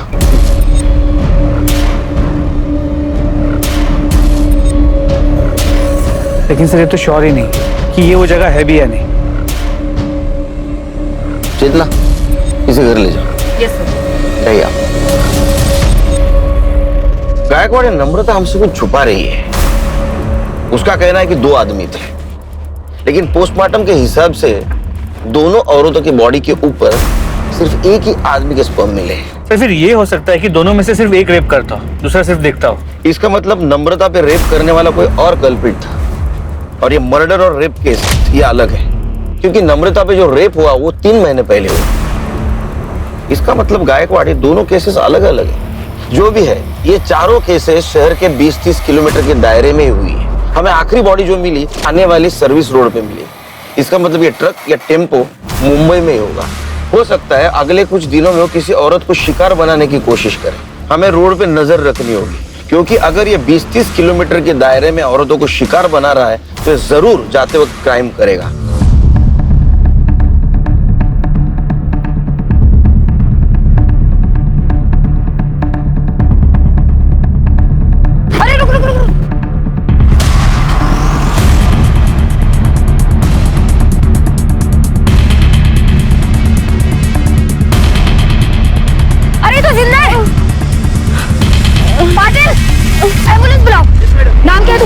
नाम क्या है? प्रिया सावंत। पाटिल लवकर।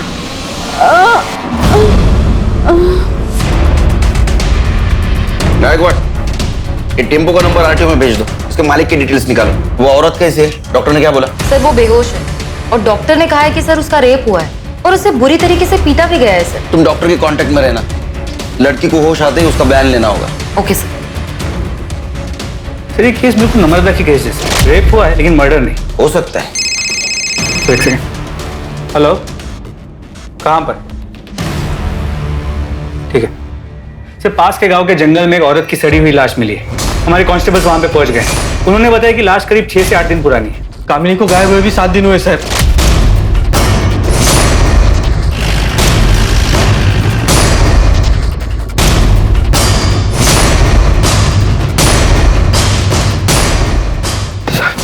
यहाँ रुको, यहाँ रुको। रिका भाई, इसको रोको यहाँ।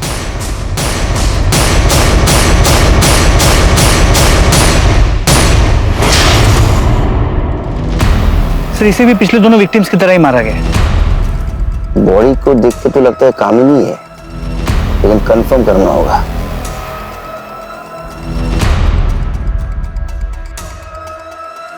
प्रमोद, क्या ये मंगलसूत्र कामिनी का है?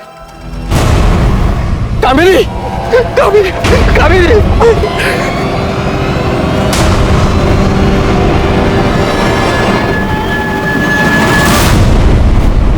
बॉडी का पंचनामा करो और पोस्टमार्टम के लिए भेज दो। सर, आखिरकार कामिनी के लापता होने की गुत्थी सुलझ चुकी थी।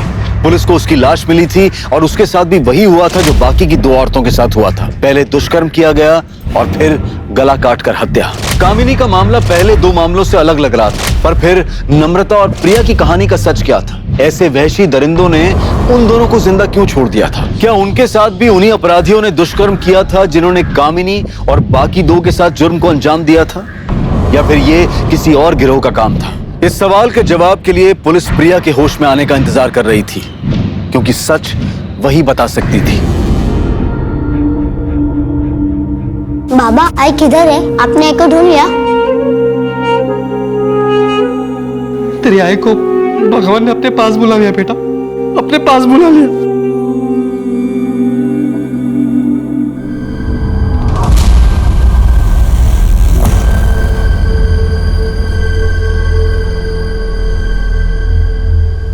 सर, प्रिया सावंत को होश आ गया। डॉक्टर उसे डिस्चार्ज देने वाले। देखो, घबराने की कोई बात नहीं, तुम एकदम सेफ हो। हमें हर चीज बताओ। अगर बताओगी तो हम मुजरिम को पकड़ पाएंगे। मैं उस दिन हाईवे पे खड़ी थी। अकेली? जी। तुम कहीं जॉब करती हो? तो बिजनेस? साहब,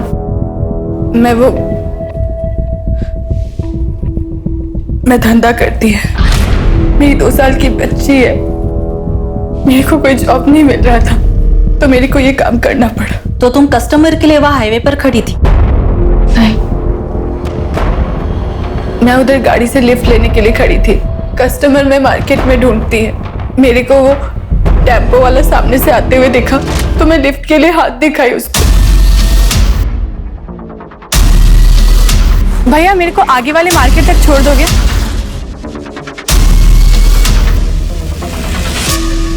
क्या उस टेम्पो में ड्राइवर के साथ कोई औरत थी? जी। ड्राइवर के अलावा कोई आदमी था? कोई आदमी नहीं था वहां पे। फिर क्या हुआ? कुछ दूर जाते ही वो टेम्पो साइड में लेके गया। भैया ये हाईवे छोड़कर कौन से रास्ते पर लेके जा रहे हो? मैं इसके आगे उसका कुछ भी पूछती। उस वक्त वो औरत कहाँ थी? वो औरत पूरा टाइम उधर ही थी। फिर उसके बाद उन्होंने तुम्हें गाड़ी से बाहर फेंक दिया? नहीं,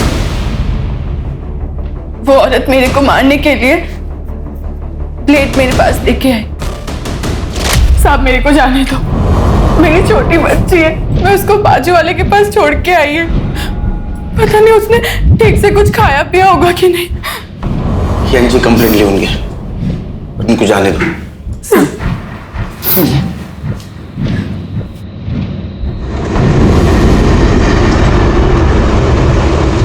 नम्रता का बयान है कि ये दो आदमी है और प्रिया का कहना है कि एक आदमी और एक औरत है। या तो ये दो कोई अलग अलग गैंग है जो एक कांड कर रहे हैं, या तो इन दोनों में से कोई झूठ बोल रहा है। लेकिन कौन? प्रिया या नम्रता? भैया मेरे को आगे वाले मार्केट तक छोड़ दोगे? भैया वो मुझे थोड़ा आगे तक छोड़ देंगे? साहब मैंने झूठ बोला था, मेरा किसी के साथ चक्कर चल रहा है, मैं उसी से पेट से हूँ। ये बात सिर्फ मैंने अपने पति से छुपाने के लिए झूठ बोली। साहब वो बहुत गुस्से वाला है, उसको मेरे चक्कर के बारे में पता चलता तो मार ही डालता मुझको। मैंने टीवी में देखा था साहब कि कोई ट्रक वाला है जो औरतों के साथ जबरदस्ती करता है। बस मैंने उसी का फायदा उठाकर ये झूठ बोला कि उसने मेरे साथ जबरदस्ती की और मैं पेट से हो गई। किसका बच्चा है ये? नाम पता क्या है उसका? मैं सच बोल रही हूँ, बस पति की मार से बचने के लिए झूठ बोला साहब। जाओ, शहर छोड़ के जाने का नहीं। चलो। इन सभी पहलुओं को देखते हुए पुलिस के लिए अपराधी तक पहुंच पाना बहुत मुश्किल साबित होने वाला था कि आखिर ये अपराधी कौन हो सकते थे।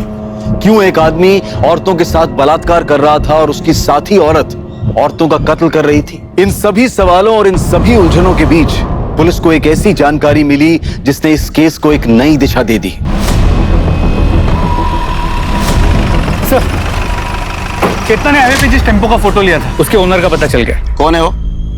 अरे तुम लोग जरा 2 मिनट इधर ही रुको, मैं कांदा लेकर आती हूँ। अरे कांदा वैसे बहुत महंगा है आजकल, छोड़ो ना, बिना कांदे के बना। मालूम है मेरे को, पर तेरे मांस मच्छी बिना कांदे के बनता है क्या? नहीं ना, बोल बासमती छोड़ेगा तो मैं कांदा नहीं लेगी। हाँ ठीक है, तुम जाओ ले आओ। चलो मैं कांदा लेकर आती हूँ। पापा मुझे आइसक्रीम खाना है। आइसक्रीम खाना है? 1 किलो कांदा देना। इसको एक सॉफ्टी बना दो। कौन सा वाला खाएगा? मैं सिंपल। हाय हाय, अरे ये सेठ देना रे छुट्टा देना, देख कितना सुंदर बच्चा है हमारा, आशीर्वाद लगेगा। ए सेठ देना रे, क्या रे सेठ क्या नाटक कर रहा है? देना है। तुम इसी एरिया में रहते हो? हाँ जी। तो तुम्हें वो शंभू पता है, टेम्पो ड्राइवर? हाँ सर जानता हूँ। कहाँ रहता हो? यहाँ रहते हैं सर।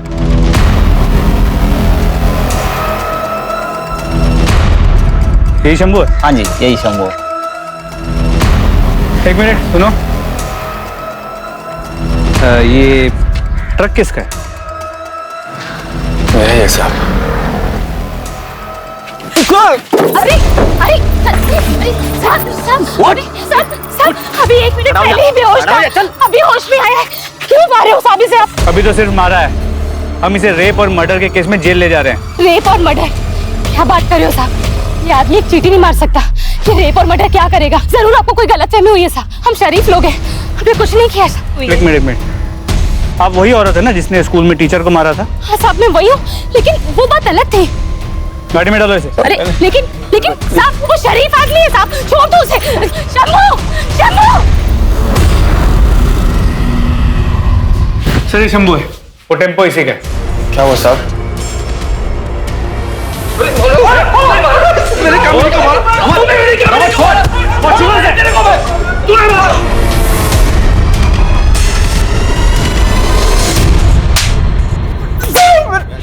सच बोल साहब, मैंने किसी का बलात्कार नहीं किया साहब। मैंने किसी का कोई बलात्कार नहीं किया साहब। मैं ऐसा आदमी नहीं हूँ साहब। गायकवाड़, इसको मेडिकल चेकअप के लिए ले जाओ और प्रिया और वो 2 बॉडीज उसके ऊपर मिले सीमेंस इसके साथ मैच करके देखो। इससे भी पता चल जाएगा कितना मासूम है। चल। इसकी हिस्ट्री, ज्योग्राफी सब चाहिए मुझे। पड़ोसियों से पता करो।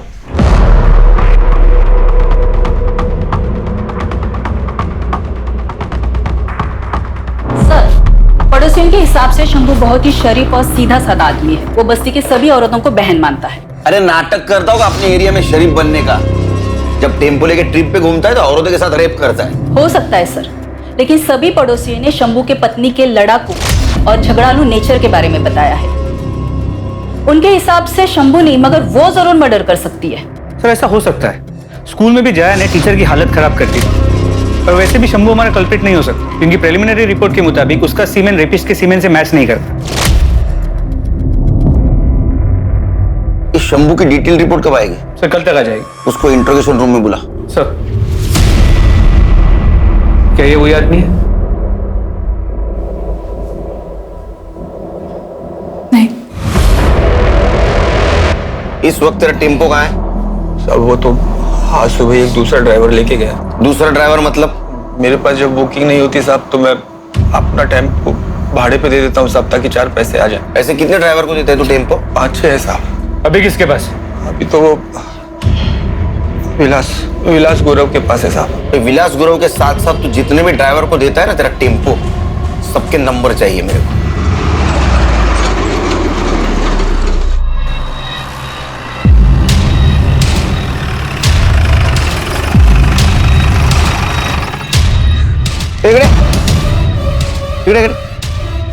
क्या चल रहे? कल ही तेरे बीवी का अंतिम संस्कार हुआ और आज शुरू? आप जैसा सोच रहे हैं वैसा कुछ भी नहीं है सर। मैं तो चेतना को ये बोल रहा था कि उसके और मेरे बीच में जो कुछ भी था वो अब खत्म हो चुका है। मैं अब सिर्फ अपने बेटे का ख्याल रखना चाहता हूँ, पर वो गुस्सा हो गई।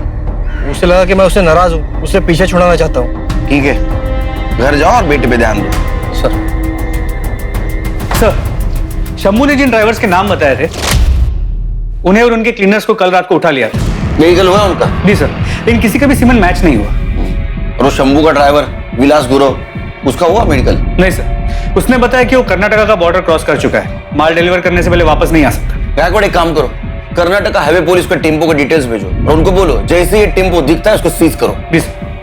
और सर इस शंभू का भी मेडिकल रिपोर्ट आ गया है। और क्या सर? रिपोर्ट और डॉक्टर दोनों का ये कहना है कि ये शंभू ने रेप नहीं किया है।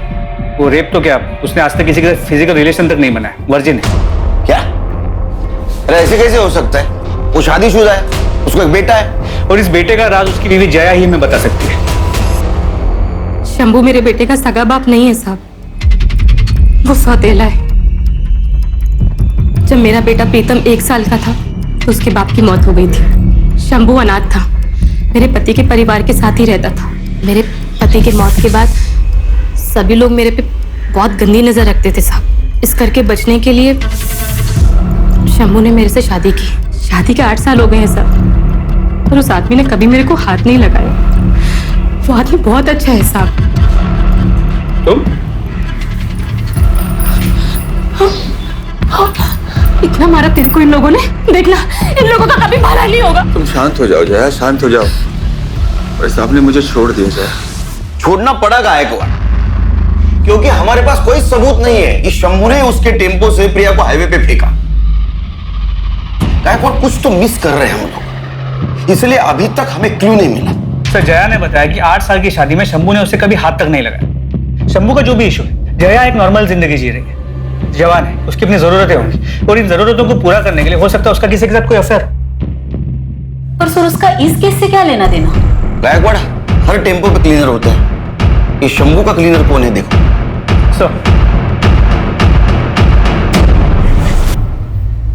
सर शंभू का टेम्पो वापस आ गया। और वो ड्राइवर विलास गुरव, उसे मेडिकल एग्जामिनेशन के लिए भेज दिया। वो फोरेंसिक टीम को टेम्पो का हर एक इंच स्कैन करने के लिए बोला है।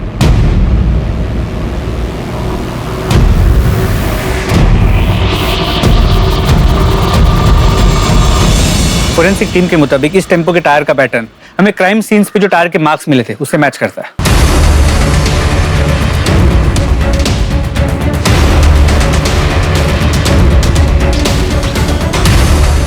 गायकवाड़ मिरर पे फिंगरप्रिंट है, इसको फिंगरप्रिंट एक्सपर्ट के पास भेजो। और ये बिंदी, इसको डीएनए एक्सपर्ट के पास भेजो। ये गोविंद जिसको भी भाभी बनाकर यूज कर रहा था, 100% उसका डीएनए इसके चिपकने वाले साइड पे होगा। सर, फोरेंसिक टीम से बहुत ही शॉकिंग बात सामने आई है। क्या? टेम्पो के फ्लोर पे जो ब्लड सैंपल्स मिले थे, उसमें 2 या 4 औरतों का नहीं, बल्कि 34 से 38 औरतों का ब्लड है। क्या?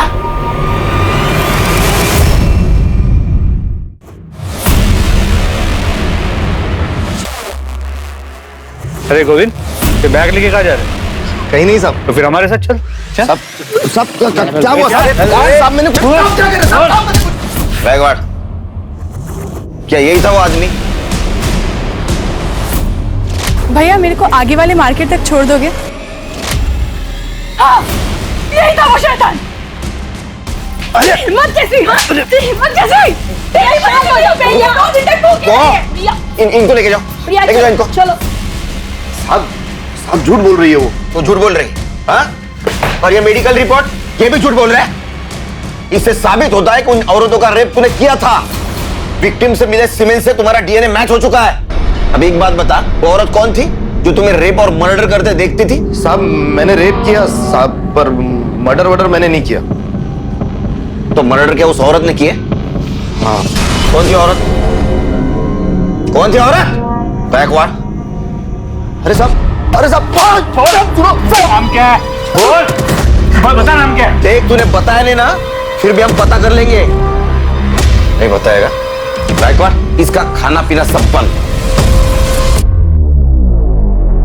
ये तुम्हारे कॉल रिकॉर्ड्स। इससे साफ हो जाए कि तुम शंभू के क्लीनर गोविंद को दिन में 4 से 5 बार फोन करती थी। सर, क्योंकि शंभू अपने पास फोन नहीं रखता है, तो मेरे को कुछ भी हालचाल लेना होता है या कोई भी मैसेज देना होता है तो मैं गोविंद को कॉल करती हूँ। तब भी जब शंभू तेरे साथ होता है तो गोविंद से 10-10, 15-15 मिनट तक बात करती है। मैं सच बोल रही हूँ साहब, मेरा गोविंद के साथ कोई चक्कर नहीं है। इसे पहचान क्यों? नहीं, कौन है ये? ये वही है जिसका बच्चा तेरे पेट में है। नहीं, ये वो नहीं है। वो तो दुबई में स्वीपर का काम करता है। छुट्टियों में आया था तब हमारे बीच ये सब हुआ। 2 महीने पहले ही वापस गया है। महाराष्ट्र, गुजरात, गोवा, कर्नाटका, इन 4 राज्यों में जो ग्रीन पिंस, ये वो जगह है जहां पर लोकल पुलिस को औरतों की नेकेड डेड बॉडीज मिली थी। औरतों के साथ रेप किया गया था, फिर रेजर ब्लेड से गला काट के उन्हें मार दिया गया था। और ये जो रेड पिंस, ये वो जगह है जहां पर औरतों के साथ रेप तो हुआ था और उन्हें जिंदा टेम्पो से फेंक दिया गया था, जो बच गई थी। और उन औरतों को मारा गया जिनको बेटे हैं, और उन औरतों को जिंदा छोड़ा गया जिनको बेटियां हैं या बच्चे नहीं। जी सर। तो हो सकता है कि ये जो औरत है जो गोविंद के साथ मिलकर सारे मर्डर्स कर रही थी, उसको बहुत सारी बेटियां हो, बेटा ना हो पाया, और इसी गुस्से में वो उन औरतों को मार रही थी जिनके बेटे थे। नहीं गायकवाड़, हमारे पास जितने भी सस्पेक्ट औरत है उनमें से किसी को ज्यादा बेटियां नहीं है। ये माजरा कुछ और है। सर, टेम्पो के शीशे पर जो बिंदियां मिली थी उन पर किसी औरत का डीएनए नहीं मिला। ऐसे कैसे हो सकता है? वो यूज्ड बिंदियां थी। सर, उन पर डीएनए मिला है लेकिन किसी औरत का नहीं, आदमी का है। तेरा डीएनए नहीं, तेरे फिंगरप्रिंट भी मिले मिरर पर, और टेम्पो के सीट के पीछे ब्लाउज और साड़ीज भी मिली। इतना ही नहीं, वो विग भी मिला है जो पहन के तो औरत बनता था। और हाईवे पे मिलने वाली औरत को तो गोविंद के पास लेके जाता था, फिर गोविंद उसके साथ रेप करता था, वो तू देखता था। उसके बाद में रेजर से तू उनका गला काट के उनको मार देता था। सच है नहीं? हाँ सर। एक बात बता, तू उन औरतों को क्यों मारता था जिनके बेटे थे, और उन औरतों को क्यों छोड़ता था जिनकी बेटियां थी या जिनको औलाद नहीं थी? बोल।